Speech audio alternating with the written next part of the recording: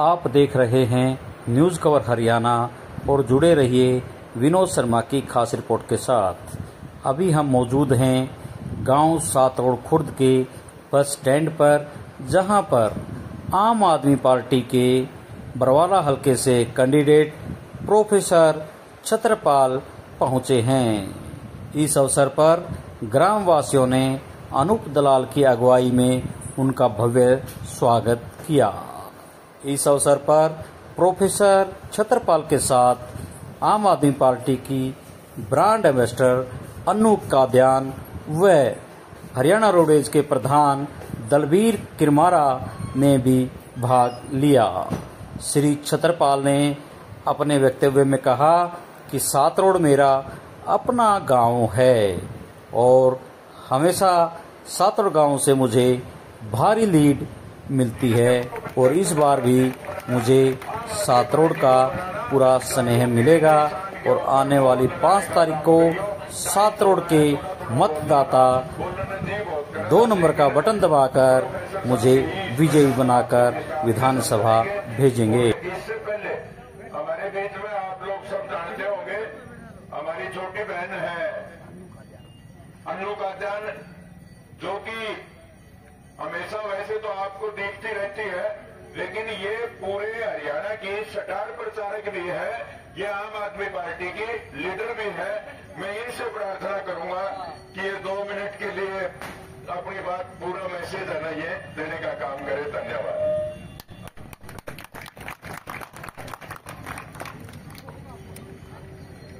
सभी को राम राम, नमस्कार।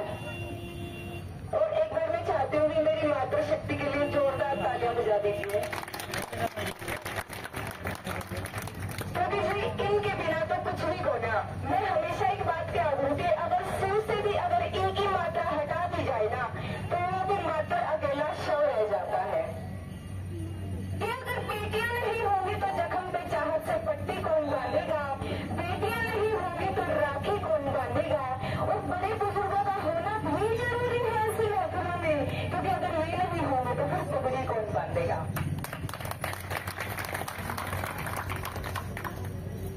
तो आज सबसे पहले इस सातरोड़ की धरती को, उस ऐतिहासिक धरती को नमन करती हूँ जिसने हमेशा ही एक बदलाव का साथ दिया है। और आप सबके बीच यही बात रखना चाहती हूँ कि देखिए, ये इलेक्शन नहीं है, ये एक जंग है। और कई बार जंगें हार और जीत के लिए नहीं बल्कि अपने वजूद के लिए लड़ी जाती हैं।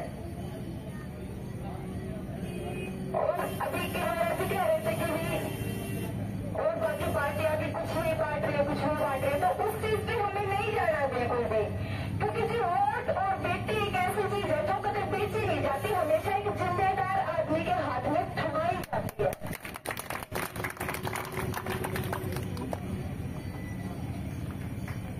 और आप तो जानते हो छत्रपाल जी को, आपके बीच रहे हैं, आपके भाई हैं, आपके बेटे हैं, आपके जांचे परखे हुए इंसान हैं। तो अब की बार मैं यही चाहती हूँ, एक सच्चे, अच्छे और ईमानदार इंसान का समर्थन किया जाए, एक सच्चे, अच्छे, ईमानदार नेतृत्व को समर्थन किया जाए। तो आने वाली 5 अक्टूबर को बैलेट नंबर 2 पे झाड़ू के निशान पर बटन दबाकर छत्रपाल जी को विजयी बनाए। और एक बात का विश्वास आप सबको दिलाती हूँ कि भारी बहुमत से जिता दो, फिर आप लोगों का धन्यवाद करने में स्पेशली आऊंगी। तो सभी को बार बार धन्यवाद। Thank you so much. एक बात और बताऊं प्रोफेसर, ये 10,000 वोट का गांव है और मैं इस गांव को मुबारकबाद और बधाई इस बात के लिए देना चाहता हूं। अनु, मैंने 4 चुनाव लड़े यहाँ से, इस गांव ने हमेशा मेरे को 1500 से कम लीड कभी नहीं दी, हमेशा 1000-1500 ज्यादा लीड देकर के जिताते हैं। तो मैं हृदय की गहराइयों से नतमस्तक होकर के आप लोगों का आभार व्यक्त करता हूं। और आज मैं जाटू खाप 84 के अध्यक्ष जी का और पूरी खाप का हृदय की गहराइयों से अभिनंदन और आभार व्यक्त करता हूं, जिन्होंने इस चुनाव में आकर के मेरी मदद की और मुझे समर्थन दिया। जाटो खाप 84 का इतिहास बहुत लंबा है। सूबेदार साहब आज हमारे बीच में नहीं है, उसके बाद में कप्तान साहब के बाद कुलदीप सिंह जी ने वो कमान संभाली है। जो इन्होंने विधानसभा में बोलने की बात, मुद्दों को उठाने की बात की, उसमें शेरे हरियाणा का खाप छत्रपाल को खिताब देने वाली यही खाप है, जिन्होंने मेरे काम को, मेरे आवाज को, जो मैंने हरियाणा के हकों के लिए, देहात और किसान के हकों के लिए, गरीब और जवान के हकों के लिए, महिला और बुजुर्गों के लिए जो आवाज हरियाणा की विधानसभा में सुर्खियों में बुलंदी के साथ उठाई, उसको यदि किसी ने रिकॉग्नाइज किया तो वो खाप के अध्यक्ष हैं। मैं जाट खाप 84 का हृदय की गहराइयों से आभार व्यक्त करता हूं कि हमेशा आपने मेरा हौसला बढ़ाया है और हमेशा आपने मेरी राजनीतिक सामाजिक यात्रा को इस कारण आगे बढ़ाया कि हम शहीदों के दिए हुए अधिकार और जिम्मेवारी को हमने जिम्मेवारी के साथ निभाया। आज उसी कल्पना के साथ अध्यक्ष जी हमारे बीच में है कि आज जो चुनाव जीत करके हम जाएंगे, जो नक्शे कदम हमारे पहले रहे, उन्हीं नक्शे कदमों के आधार पर हम आने वाली विधानसभा के अंदर भी काम करें। कुछ रेफरेंस इन्होंने दिए। मैंने तो अपना जीवन, कुलदीप जी जब जवान थे, जब पार्षद थे, उससे पहले भी जब ये लोग सब छात्र राजनीति में थे, उसी छात्र राजनीति से मैंने अपने सामाजिक जीवन को शुरू किया था। और तब से हमारी सोच ये थी, चाहे भिवाड़ी में, चाहे कुरुक्षेत्र में, हिसार में, पूरे हरियाणा भर के अंदर एक मिशन होता था कि नौजवानों को, छात्रों को किस प्रकार से अच्छा भविष्य देने के लिए हम कदम उठा सकते हैं। और वो कामयाबी, वही मंशा मेरी बतौर प्रोफेसर जब मैं पढ़ाता था, उसी मंशा को लेकर के मैं चला और मैंने ये प्रयास किया कि हरियाणा का नौजवान नशे में न जाए, अपराध में न जाए, वो अच्छी शिक्षा दीक्षा लेकर के अपने जीवन का गुजारा करे और अच्छी सर्विसेज में जाए, अच्छा कारोबार करे। बुजुर्गों और नौजवान साथियों, मैं सातरोड़ गांव का आभारी हूं, जिन्होंने 1991 में उस प्राध्यापक को, उस प्रोफेसर और छात्र नेता को हरियाणा की विधानसभा में भेजने का काम किया और इतने बड़े दिग्गज के खिलाफ आपने वो फतह करवाई, मता दिया, मिशन के ऊपर आपने कामयाबी दी। जो चोई देवीलाल जी बहुत बड़ी शख्सियत थे, देश के डिप्टी प्राइम मिनिस्टर थे उस वक्त के, उनके खिलाफ आपने जो मुझे जिम्मेदारी दी, जो चोई कुलदीप सिंह जी और आप सब जिन बातों का चर्चा कर रहे हो, वो ही एक टर्निंग पॉइंट था जिसपे मैंने ये सोच करके राजनीति की कि हरियाणा लालों की धरती है। एक दिन मैं सोनीपत के कॉलेज में था बतौर मिनिस्टर, तो एक छोरा आपके, क्योंकि लाइन की बात है, उसने एक रागनी सुनाने लग रहा था, बोला हरियाणा लालों की धरती, उस पर छत्रपाल हुए। तो उसमें सारांश जो था, वो रागनी तो पूरी नहीं सुनाऊंगा, वो तो काम पन्नों किसी दिन करेगी आपका।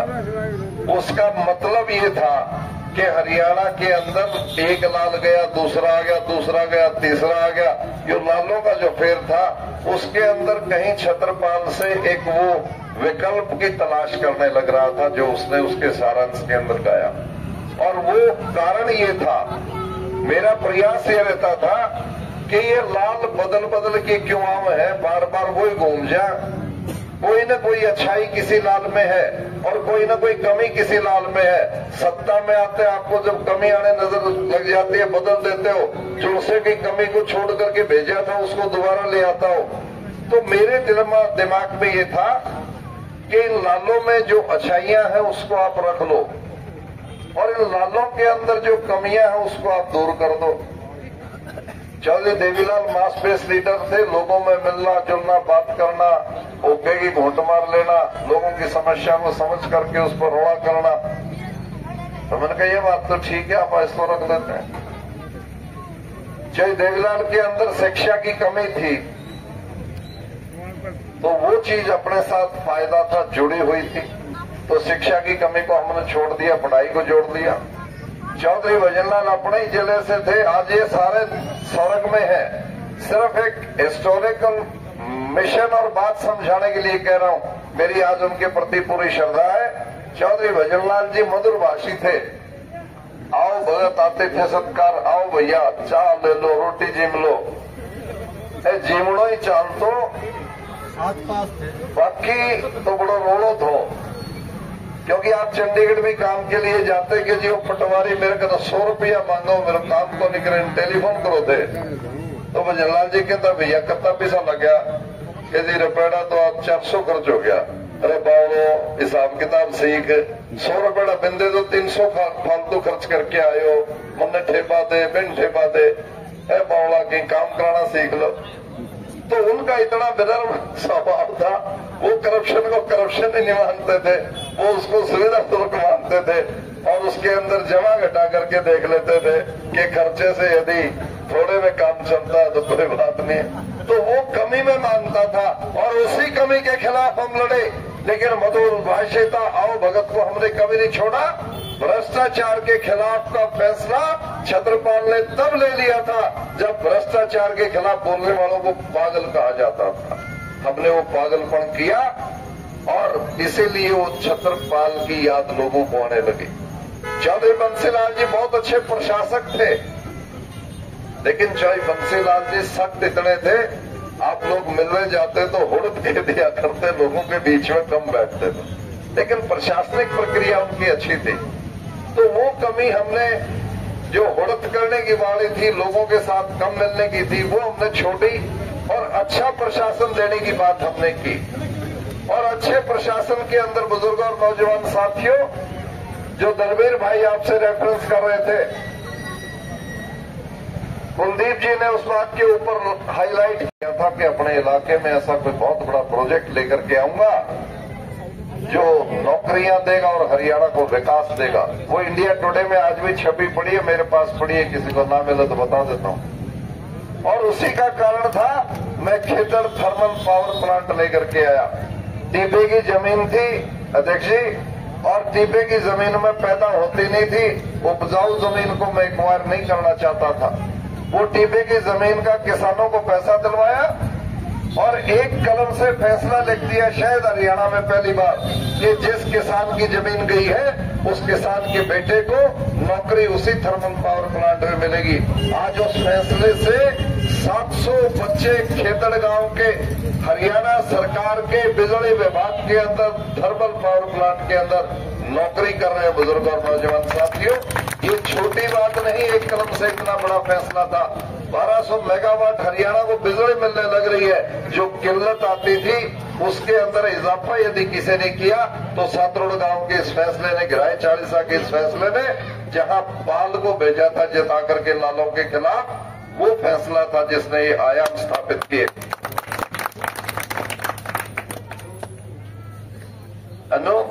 पूरे हरियाणा में एक भी टेक्निकल एजुकेशन यूनिवर्सिटी नहीं थी। और जब भजनलाल जी ने मुझे कहा कि भैया वो महकमा बड़ो अच्छो है, मैं कहा जी थाने के ठाए, बोले ये मैं 10-12 दाखिला कर सका।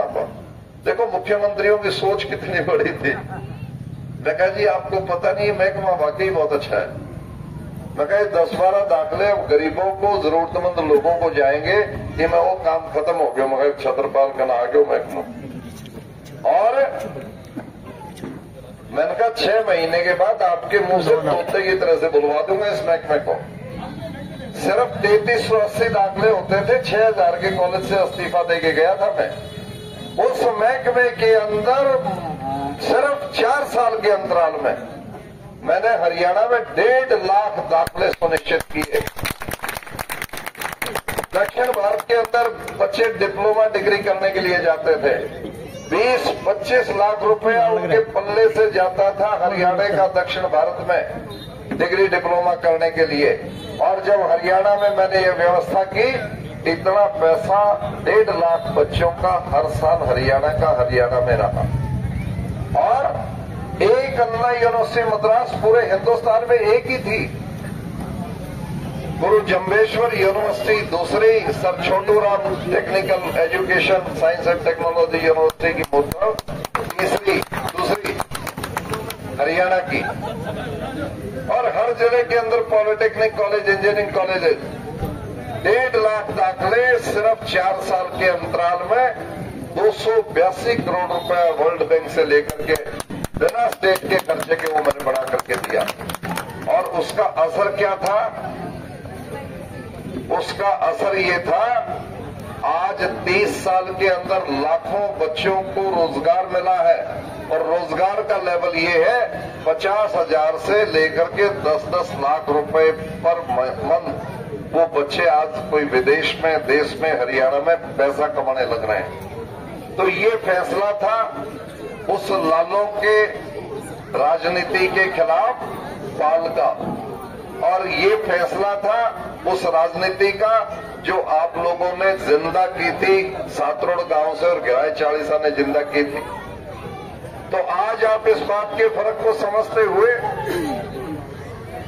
कि जब ईमानदारी के साथ हमने काम किया, बच्चों के रोजगार के लिए काम किया, अरे सातरोड़ गांव जाना है, कड़क अजय सिंह उरे खड़े आके तारी मोरिया में कुछ कुत्ता टपा लिया तो हमने इतना पानी चलाया। मैंने 20 साल जब तक मैं उड़े रहा हूं, है ना। छत्रपाल था तो पानी था। छत्रपाल ने कभी खेत को प्यासा नहीं रहने दिया और पूरे हरियाणा के मुख्यमंत्रियों के खिलाफ अपने जिले को और आपके पानी को मैंने कभी कम नहीं होने दिया। मोरियों के साइज बड़े रखे, तेल को मैंने 1 फुट के खिलाफ 1.25 और 1.5 फुट चलाया और तारा काम उससे भी को नहीं चालिया करता। नहर के ऊपर को गेड़ दिया करते, उसके सुंडिये का नाम छत्रपाल टेक रखा था तमने। कोई चीफ इंजीनियर आ जाता तो तमें न्यू कहा करते बाड़ी में बैठा छत्रपाल ही आ जाएगा, तब जाओ को। इस किस्म का राज आपने किया है, इस किस्म के फायदे आपने लिए हैं और ये जज्बा आपने देखा है। और मेरा छोड़ने के बाद जब ये गिराई 40 तोड़ दिया, जब छत्रपाल को हाथी की तरफ दिखा दिया तो उधर में भाई आए हैं जो उनसे न्यू कहेंगे एसडी और थानेदार ने फोन करते होने, बोले मेरे तो चलती नहीं, मेरा तो फोन नहीं उठाता। तो एक तरफ तो वो व्यक्तित्व है और एक तरफ आपका भाई, आपका बेटा है जिसने हमेशा अधिकारियों की पिंडियां थर्रा दी लेकिन आपका काम करवा करके दिया, आपका सुध लेकर के दी। जब भी कोई आपका हल्के का वोटर मतदाता अधिकारियों से मिलने जाता तो उनको ये भय होता था कि ये गिराए हल्के का है, छत्रपाल है इनका आदमी। इस बात का फर्क था बुजुर्ग और नौजवान साथियों। आज मैं उन्हीं बातों के लिए, आज मैं अपने उसी गिराए 40 के आदेश के ऊपर, आपने कहा भाई बरवाड़ा लड़ दे छोड़ दे हांसी, बरवाड़ा लड़ दे छोड़ दे हांसी।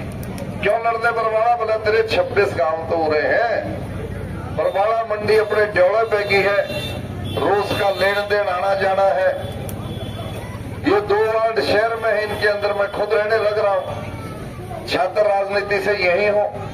और 10 गांव जो नए जुड़े हैं, तलवंडी में खेती करने लग रहा हूं, जोगलान, जेवरा, खेड़ी बरकी, बंगाल, ये सारे गांव रोज अपने पास आना जाना है, अपना सामाजिक ताना बाना है। तो यही कारण है छत्रपाल ने पिछले 4 महीने से मील गेट के ऊपर काम किया, क्योंकि वो एरिया बाहर से भी काफी लोग आकर के बसे। और मैंने सुनिश्चित किया कि मैं गिराए 40 के कहने पे, बरवाड़ा हल्का के मेरे 26 गांव के कहने पे, यदि मैं बरवाड़ा लड़ रहा हूं तो कम से कम इन 26,000 वोटों में अपना ध्यान करूं। आज मैं आपको विश्वास दिला रहा हूं, अकेले ये 2 वार्ड छत्रपाल को कम से कम 7-8 हजार की लीड दे करके आपके पास भेजेंगे, जिस प्रकार से सातरोड़ मुझे हमेशा 1.5-2 हजार की लीड देता है।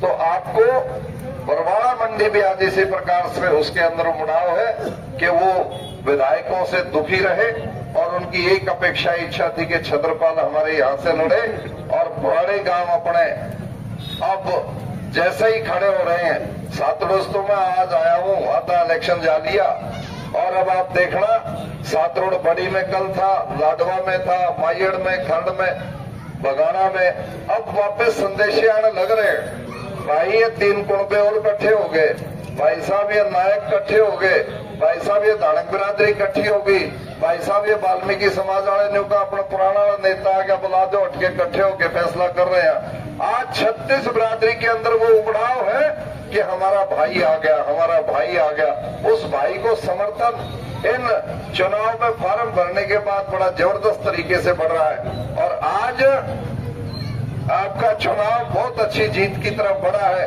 और आज मैं जब सातरोड में पहुंचा हूं तो इस बात का मुझे यकीन है, कल और परसों के अंदर सातरोड के घर घर के अंदर ये आवाज होगी कि अपने भाई को और अपने बेटे को हम सम्मान और इज्जत दोबारा देंगे। मैं यहाँ मेरे रमेश सैनी का छोरा खड़ा है, सैनी बिरादरी के मेरे साथियों के बहुत वोट है। मेरा और नायब सिंह सैनी की बहुत अच्छी दोस्ती भी रही, पीछे भी घर आकर के कह के गया कि हम भाई हैं, दोस्त हैं बहुत पुराने, इकट्ठे मिलके काम करेंगे। तो मैंने नायब सिंह को कहा, नायब सिंह ये तेरा भी नुकसान करेगा, ये खट्टर के फंस रहे आपका, ये खट्टर जो है ना तेरे को पंजाब का चन्नी बना के छोड़ेगा और मन ने कदे के नारायण लड़ अभिमन्यु के साथ फोड़ रखता है वो। कांग्रेस वाले कहते हैं हंसी लड़, मैं इनको तो फैसला करके आ रहा हूँ, मैंने 6 आजाद चुनाव लड़ना पड़ो, गिराए 40 के टिकट पे लड़ूंगा, 26 गांव के टिकट पे लड़ूंगा, बरवाड़ा लोगों की ताकत के ऊपर लड़ूंगा। और मैं तो धन्यवाद करता हूं आज भाई केजरीवाल साहब का। मैं 15-20 दिन दिल्ली में था, नेताओं से बात हुई तो हमारे संदीप पाठक जी और ये सब कहने लगे, छत्रपाल जी हम अच्छे स्कूल बनाने लग रहे हैं, जो आप वही लड़ाई आप लड़ते थे, हम अच्छे हॉस्पिटल बना रहे हैं, यही लड़ाई आप लड़ते थे, हम बिजली केजरीवाल जी खंभों पे चढ़ के भी ठीक कर दिया करते, आपने थर्मल पावर प्लांट बना रखा है, आपने बच्चों को रोजगार दिया है, नौकरी दी है, आपने यूनिवर्सिटी और कॉलेजेस बनाए हैं, रोजगार परक शिक्षा दी है, आपका ईमानदारी के अंदर कोई सानी नहीं है। वो ईमानदारी की लड़ाई हमारी आम आदमी पार्टी लड़ रही है। मुझे भी लगा कि छत्रपाल तू तो कौन था, छत्रपाल मनसा का मनसे तो था कि मैं और था, छत्रपाल आम आदमी की लड़ाई लड़ता था कोई और था, छत्रपाल आम आदमी के लिए सड़क चलता भी अपने लठ उठा के चल पड़ता था कि इसके साथ गलत क्यों कर रहे हो, गरीब आदमी के साथ नाजायज नहीं होने देता था। जब आम आदमी की लड़ाई में लड़ता लड़ता इतना बड़ा हो गया और दिल्ली के अंदर अरविंद केजरीवाल ने उसी आम आदमी की लड़ाई को आम आदमी पार्टी बना करके लड़ना शुरू कर दिया। तो विषय तो एक है और सबसे अच्छी बात ये की कि इंडिया गठबंधन के अंदर मुख्य घटक के रूप में उभर करके आया। क्यों? क्योंकि दिल्ली हिंदुस्तान में 2 पार्टियां बीजेपी और कांग्रेस के बाद में यदि कोई तीसरी बड़ी पार्टी है उसका नाम आम आदमी पार्टी है। और आम आदमी पार्टी तो पूरे हिंदुस्तान में ऐसे बढ़ेगी जिस प्रकार से दोनों पार्टियां भी बोनी ना हो जाए। लेकिन क्यों? राहुल गांधी ने बहुत अच्छा, मेरे पुराने पारिवारिक ताल्लुकात हैं सोनिया जी से, राहुल जी से, राजीव जी इस दुनिया में नहीं है जिन्होंने आपकी हमारी बात को बढ़ाया था। आज राहुल जी और अरविंद केजरीवाल की बात बहुत अच्छी चली हुई है कि हम इकट्ठे इस देश के अंदर से बीजेपी का इलाज करके छोड़ेंगे, एनडीए का इलाज करके छोड़ेंगे और इंडिया गठबंधन की सरकार बनाएंगे। समझौते में आपकी बरवाड़ा सीट के ऊपर दोनों पार्टियों का फैसला हुआ और फैसला ये था, आम आदमी पार्टी ने कहा कि बरवाड़ा छोड़ दीजिए, हम छत्रपाल के लिए मांग रहे हैं। मुझे फक्र है, आभारी हूं मैं, कांग्रेस पार्टी ने भी कहा कि यदि छत्रपाल के लिए मांग रहे हो तो हम ये सीट आपके लिए छोड़ देंगे।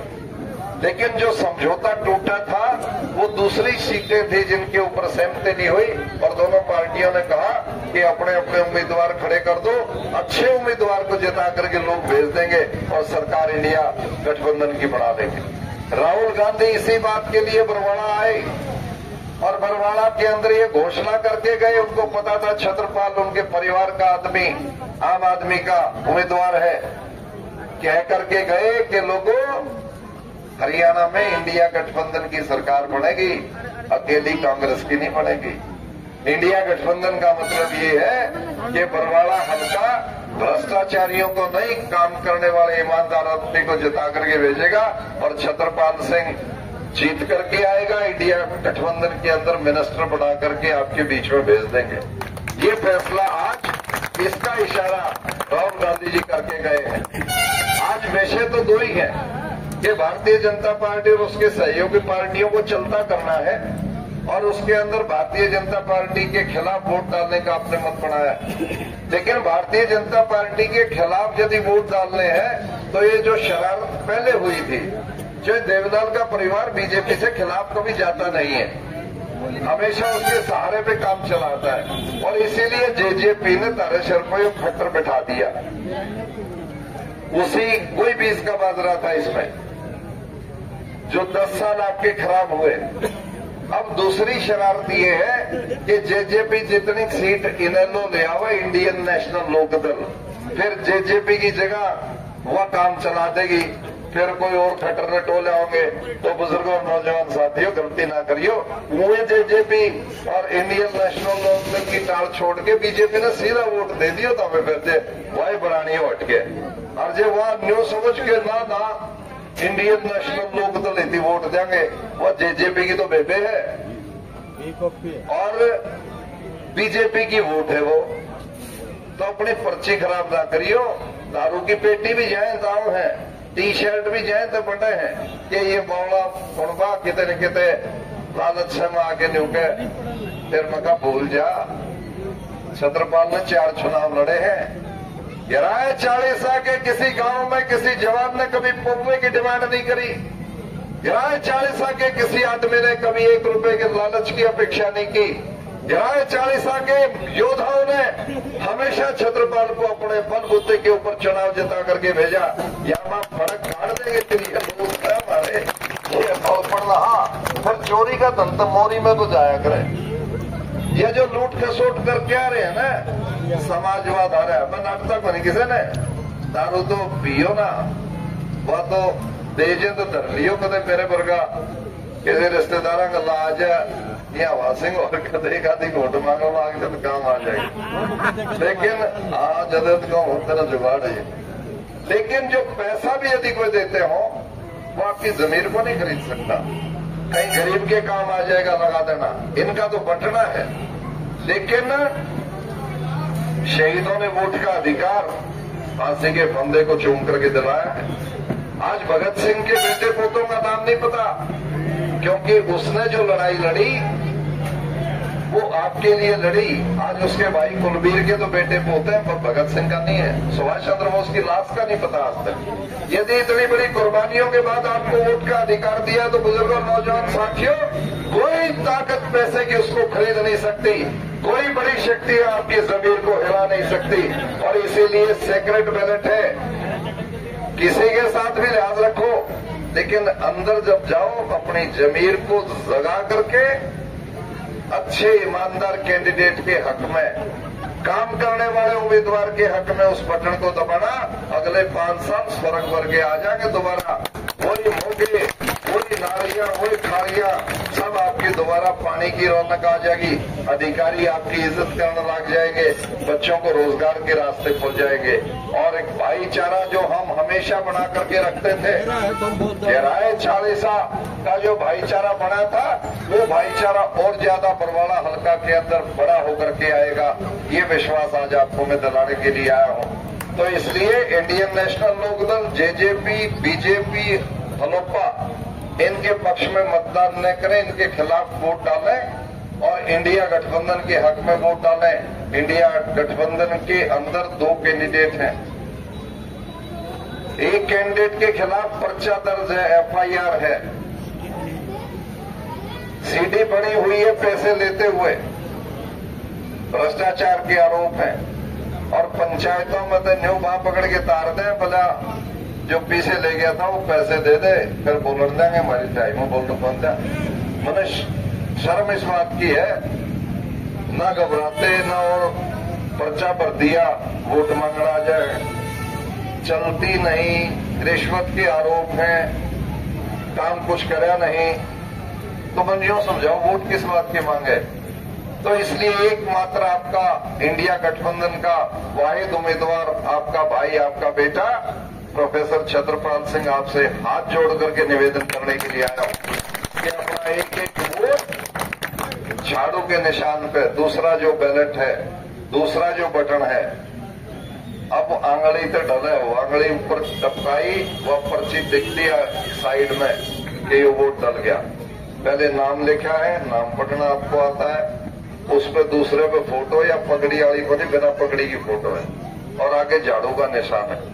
उसको पहचान करके उसके ऊपर सुबह शाम तक बटन दबाते रहना, और 5 तारीख तक हर घर के अंदर जाकर के छत्रपाल ने आज यहाँ पर आकर के क्या कहा, उस बात की हर घर में जाके चर्चा कर लेना। कोई बात यदि मैंने गलत कही है तो यहीं पे आप बताओ, उसका जवाब मैं दूंगा, और यदि बात मैंने सारी सही कही है तो आपके समर्थन की उम्मीद करूंगा। आप दोनों हाथ उठा करके मुझे आशीर्वाद दें, समर्थन दें, और इसी के तहत 5 तारीख को सुबह से शाम तक हर घर में ये बात को समझा करके वोटिंग करवाएं। 8 तारीख को जो रिजल्ट आएगा आपकी जीत होगी, और उस जीत के बाद में जो हरियाणा की सरकार बनेगी, आपका भाई उसके अंदर मंत्री बन करके आपके बीच में धन्यवादी दौरा करने के लिए यहीं आऊंगा। DC, SP, engineer, chief engineer, SDO, XEN, सब टोटल सामान यहीं पड़ा होगा। आपके अगले पछले सारे दर्द एक दिन में मेट दूंगा, उसी दिन मौके के ऊपर इंस्ट्रक्शन दे करके सारे काम आपके निबेट दूंगा। और 5 साल जिस प्रकार से हमेशा पहले आपके बीच में रहता था, ना तो हिसार का घर दूर देवा है अपना, ना बरवाड़ा का रेस्ट हाउस दूर, और मैं तो 7 रोज में भी महीने में 4 चक्करों में मारता रहूंगा जो पहले मारता था। तो इन्हीं शब्दों के साथ मेरा आपसे निवेदन है, कोई चूक ना आने दें और अपने अच्छे भविष्य के लिए काम करें। जाजड़िया साहब ने बहुत अच्छी बात याद दिलाई है। अन्नू उस दिन कुछ और सुनाएगी। 3 तारीख को अन्नू फिर से आ रही है बरवाड़ा के अंदर सुबह 10 बजे, और बहुत अच्छी मुख्यमंत्री। देखो, अरविंद केजरीवाल जी ने एक महिला के ऊपर यकीन किया है, जो शिक्षा में, क्योंकि ममत्व होता है ना, बच्चों को पालना, बड़ा करना, शिक्षा देना, उनको संस्कार देना और उनको रोजगार देना, ये एक महिला के ममत्व के अंदर आता है।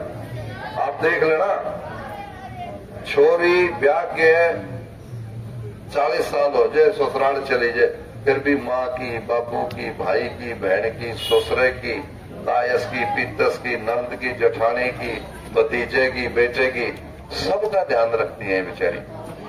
ये इतना बड़ा ताकत परमपिता परमात्मा ने महिला शक्ति के अंदर दी है। और वही महिला, यदि केजरीवाल का विश्वास था उसी पे था, और जिसने ये कह करके कि जिन्होंने मुझे जेल में डाला, गलत आरोप लगा करके, मैंने जेल में रह करके मुख्यमंत्रीशिप की, और आज जेल से बाहर हूं तो मैं पब्लिक के बीच में जाऊंगा, पब्लिक मेरा न्याय करेगी, पब्लिक दोबारा से मुझे जिताएगी, तो ही मैं दोबारा गद्दी आसीन हूंगा। और उन्होंने सिसोदिया को भी कहा, जो साथी दूसरे थे, कि आप भी कोई पद नहीं लेंगे, कोई गद्दी नहीं रखेंगे, और अपनी उस बहन आतिशी को चीफ मिनिस्टर के रूप में गद्दी सौंप दी। और अब ये कहा मुझे कि छत्रपाल भाई, जो बात मुझे कहनी थी वो राहुल गांधी कह के चले गए बरवाड़ा में। अब मैं आतिशी जी को भेज रहा हूं, जो हिंदू पंजाबी समाज से आती है। सुशील गुप्ता जी साथ में होंगे, जो व्यापारी समाज से आते हैं। हमारे साथी, मेरे भाई, मेरे साधु इंद्रवीर जी, जो मिनिस्टर है पंजाब में, वो अभी कैंट पे थे, जो भाषण देकर के हिसार मीटिंग में मैंने उनको भेजा है। वो भी आपके बीच में बोल रहा था, वो भी वहां पे होंगे उस दिन। और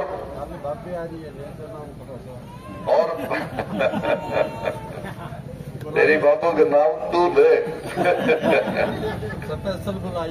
अरे बापड़ा, मर्द लुगाई को नाम कौन लिया कर, लुगाई मर्द को कौन लिया कर, समझ गयो? तो पार्टी को ले 100 बारी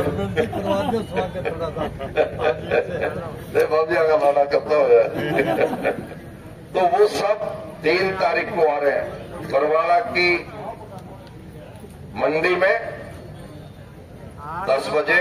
मैं चाहूंगा आप सब उस दिन आओ, इन सभी नेताओं के विचार सुनो और फिर बात को आगे बढ़ा देंगे। वो अंतिम दिन है जो हम अपील कर देंगे पूरी पब्लिक से, हरियाणा के अंदर बरवाड़ा विधानसभा क्षेत्र के हर वोटर से और उनके सहयोगियों से कि 5 अक्टूबर को झाड़ू का निशान छत्रपाल सिंह के नाम के ऊपर सुबह से शाम तक बटन दबता रहे और 8 तारीख को विजय का उद्घोष करके 5 साल आपका वो समय आ जाएगा जब छत्रपाल सिंह आपके हर मसले के अंदर फ्री में 0% खर्चे के ऊपर हर मसले में आपकी सबसे अच्छी वकालत करेगा। चाहे वो जिला हिसार की बात हो, चाहे हरियाणा की बात हो, चाहे दिल्ली की बात हो, छत्रपाल जब आप उसको ताकत दे देते हो तब बड़े से बड़े हुक्मरानों की, नेताओं की, अधिकारियों की हिम्मत नहीं होती कि वो छत्रपाल के आपके दिए हुए ताकत के आदेश को मोड़ दे कहीं। तो आपको ये दोबारा से विश्वास दिलाता हूं कि आपका खेचड़ा है 5 तारीख तक। 5 तारीख 5 से 8 की जीत के बाद 5 साल खेचड़ा करेगा छत्र